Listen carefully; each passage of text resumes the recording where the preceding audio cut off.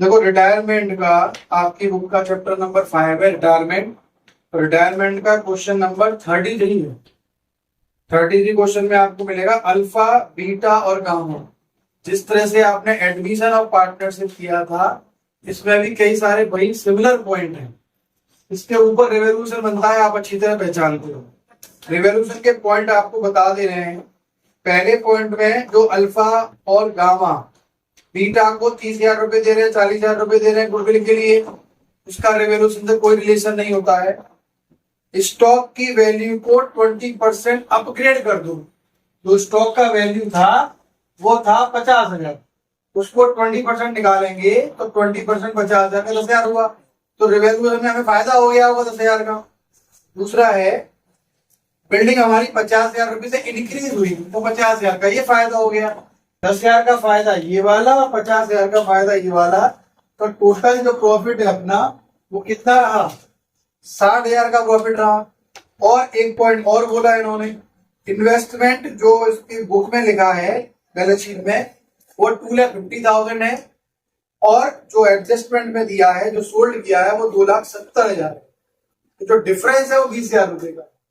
तो 50,000 का ये प्रॉफिट है, 10,000 का ये प्रॉफिट है और 20,000 का प्रॉफिट इन्वेस्टमेंट का है। टोटल प्रॉफिट आपका 80,000 का हो गया। और वो आप इन तीनों पार्टनर्स को अल्फा बीटा गामा को उनके प्रॉफिट शेयर रेशियो में 5:3 में डिस्ट्रीब्यूट कर देंगे। क्लियर है? अच्छी बात, ये हमने रिवोल्यूशन समझाया वो। अब बात करते हैं पार्टनर्स कैपिटल। पार्टनर्स कैपिटल भी उसी तरह का है जैसे एडमिशन होता है। ये वाला पॉइंट बाई बैलेंस विधि 3 लाख 2 लाख और 2 लाख ये हमारे बैलेंस शीट में लिखा है। रिवैल्यूएशन का जो 80,000 का प्रॉफिट आया था वो तीनों को डिस्ट्रीब्यूट किया 5:3 में, तो 40,000, 24,000 और 16,000 हो गया। ये आपको बहुत अच्छी तरह याद होगा, जनरल रिजर्व पुरानी गुल्लक, इसको हम ओल्ड पार्टनर को या सभी पार्टनर को उनके ओल्ड रेशियो डिस्ट्रीब्यूट करते हैं। ये अमाउंट 1 लाख का था तो 5/10, 3/10, 2/10 में डिस्ट्रीब्यूट कर दिया। यहां तक आपको कोई समस्या नहीं।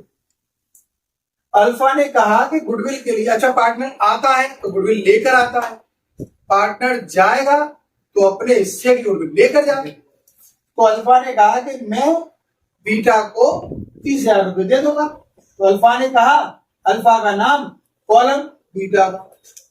गामा ने कहा मैं 40,000 दे दूंगा, नाम गामा का लेकिन कॉलम बीटा का। ये क्लियर है? यहां ऐड कर दिया। अब यहां पर उसी एंट्री करेंगे तो नाम बीटा का लेकिन कॉलम अल्फा का और गामा। ये बात समझ में आ गई? यहां पर नाम अल्फा का लेकिन कॉलम बीटा का, यहां पर नाम बीटा का लेकिन कॉलम